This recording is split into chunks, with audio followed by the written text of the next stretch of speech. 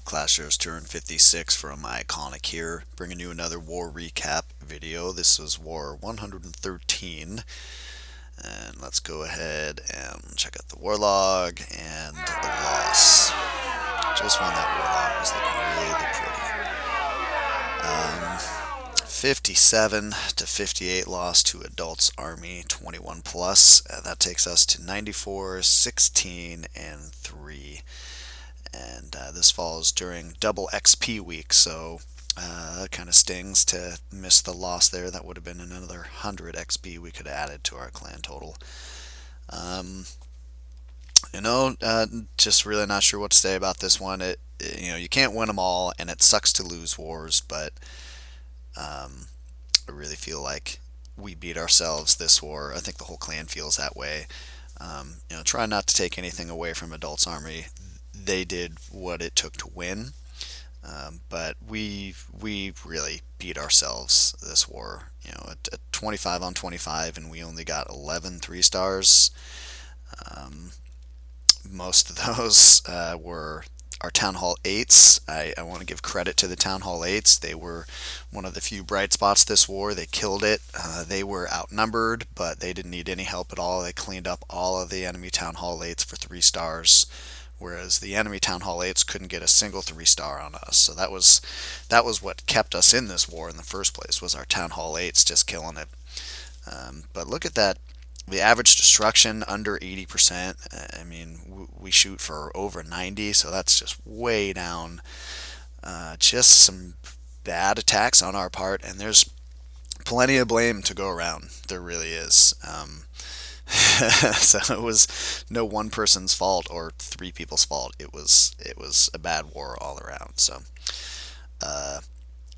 heavy hitters this war, we had King Tex, who's back from wherever he was, is now back with us, and then we had Lawless down at the bottom there as well. And that's just it for the heavy hitters. And then for the 5-star bitch slappers, we had one, which was horsepower 18. So not a lot of good attacks floating around out there to chat about. Show you what we were able to do to their bases. We had a really nice 3-star attack from Skubesa on their number 3, so watch out for that. I'm going to do the highlight video for this war on that attack. And then after that, we really struggled. Look at all those 2-stars. Just that was all we could put on the board for most of their Town Hall 9s. Town Hall 8s were all cleaned up, like I said.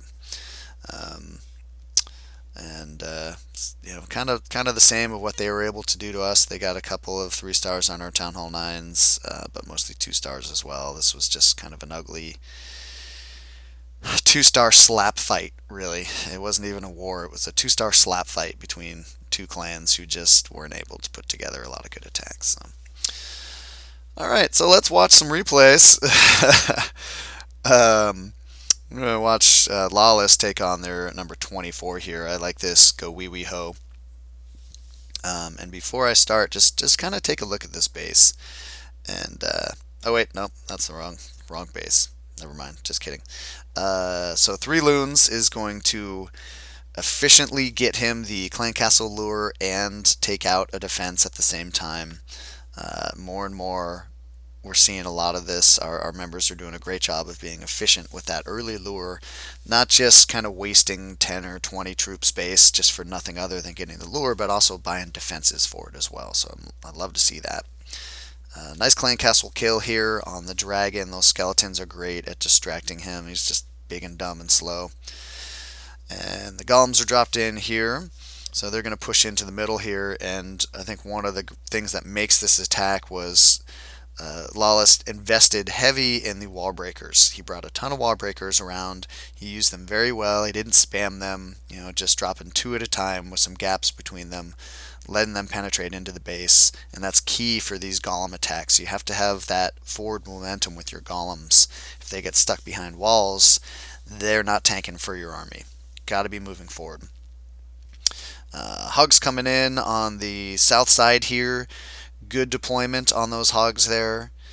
Picking one of the ends of the kind of semicircle of the outside of the base and letting them just wrap through the base while his golems and the rest of his kill squad are taking care of the core and eliminating that double giant bomb threat.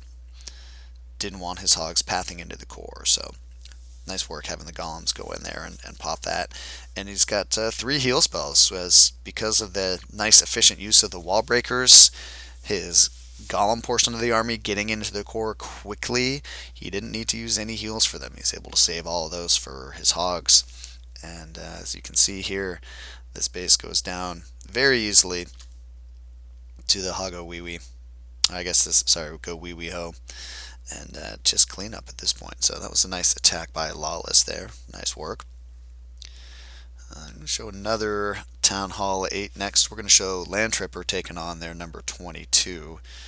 And sorry, this is the base I wanted to pause on for a second and just kind of look at it. Great base identification on this one by Lantripers. Look at those air defenses. You can draw a line right down the center of the base, splitting it into north and south sections. And there's just no air defenses on that south side. So he, as you can see there, he brings 10 balloons and he uses them very nicely on the back end to clean up the south portion once those air defenses go down to the hog portion of his attack. So a couple loons will get him the clan castle kill here, or the lure. I think that if he had actually dropped those loons with a little bit less of a gap between them, he would have been able to buy that archer tower for the same price as well. But still gets a nice lure. Gonna bring him up north here. That's gonna be where his kill squad does its work, and then he'll push in from there as well with the hogs after those are taken care of.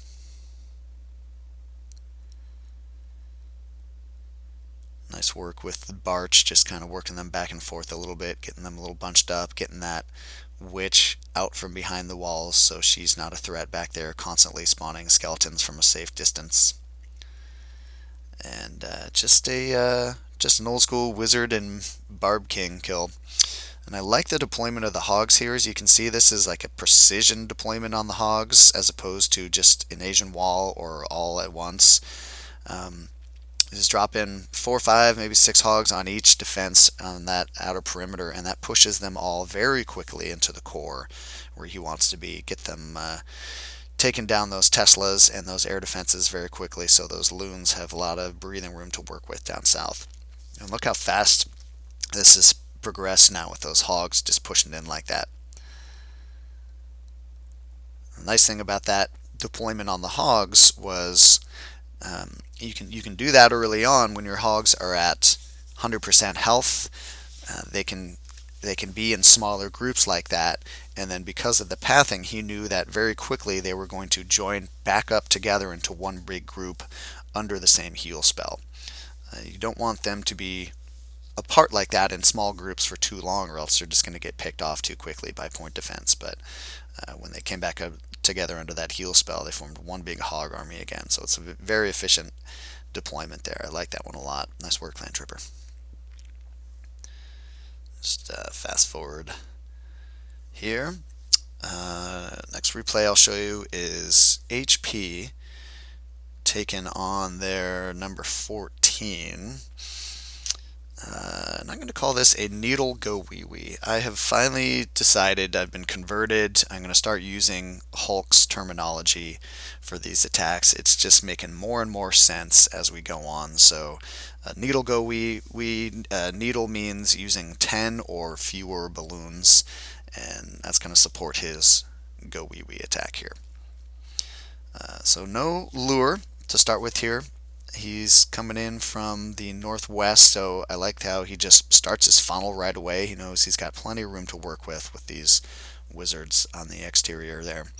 A nice big spread on his golems here. They're going to be tanking everything over there. None of those defenses are going to be able to target his DPS with that nice big spread. And good investment here in spells, and heavy on the wizards as well for his troops that are pushing in here into the core. Unfortunately, he didn't get that funnel up quite in time. As you can see, his Barb King is wrapping around the base. But he does have enough DPS to hollow out the core with all these spells that he's using in there as well. Still has a couple of golems in that core, so they're doing a nice job tanking. And as you can see here, he's got a few loons on the back end that he's starting to drop in now.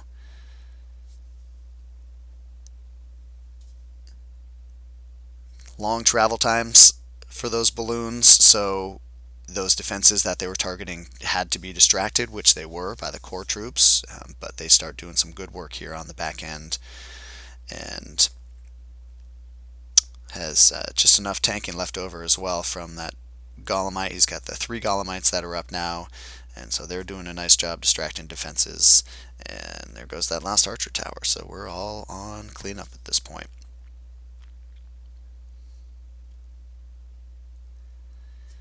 So a nice attack there by HP with no Archer Queen. Alright. So that's the replay, you guys, the recap. Sorry, I don't have a lot of energy after this war. It was just kind of mentally exhausting. So, moving forward, honestly, I think this was kind of a slap in the face for us.